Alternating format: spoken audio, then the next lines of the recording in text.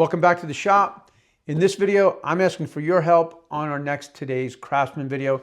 That's my second channel with Jeff Krug of Green Street Joinery. If you've been watching my channel for a while, you know that I like to work with veneer. I think veneer opens up a ton of design possibilities. I really like mid-century modern furniture. And I think there's things you can do with veneer that you just can't do with solid wood or even specialty plywoods. Often when I'm building a piece in the shop, I'll get the question, if you're going to build a walnut cabinet, why not just use walnut plywood? Well, there's reasons for everything, as you know, with woodworking.